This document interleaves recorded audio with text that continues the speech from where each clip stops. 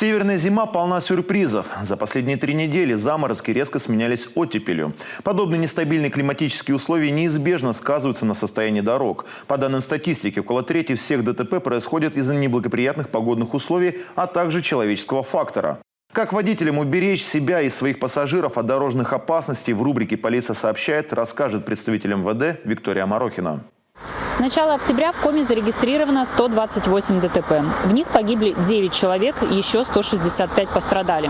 Основные причины аварий – неправильно выбранная модель поведения на дороге, когда водитель не учитывает погодные условия, превышение скорости, обгон в условиях недостаточной видимости. Нередко водители идут на обгон, не убедившись в безопасности маневра. Особенно это чревато в зимний период, когда снежные завихрения от больших грузов слепят и едущих позади водителей. Именно при таких условиях произошла авария в Усть-Вымском районе. Скрытый за пеленой снежной пыли водитель одной из машин до последнего не видел встречный автомобиль. В результате аварии пострадали 5 человек, в том числе ребенок 2020 года рождения. Все они были госпитализированы. Водителям стоит запомнить несколько важных моментов. Чем меньше времени вы проведете на встречной полосе, тем безопаснее маневр. Выходя на встречную полосу, необходимо иметь запас скорости. Разгон необходимо выполнять еще до выхода на встречку, используя для него увеличенный запас дистанции. В случае изменения дорожной ситуации незамедлительно отказаться от маневра обгона.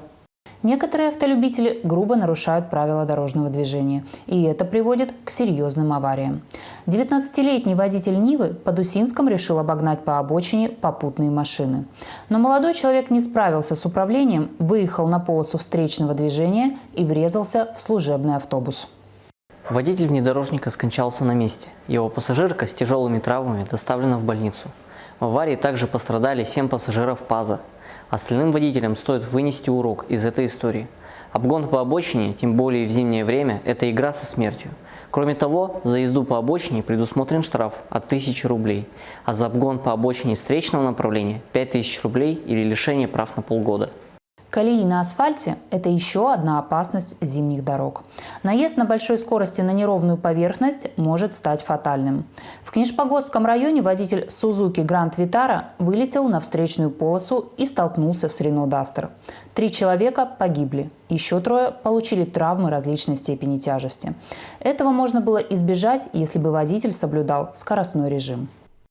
Есть 3 золотых правила вождения. Всегда соблюдать дистанцию и скорость, уважать других участников дорожного движения и не садиться за руль пьяным.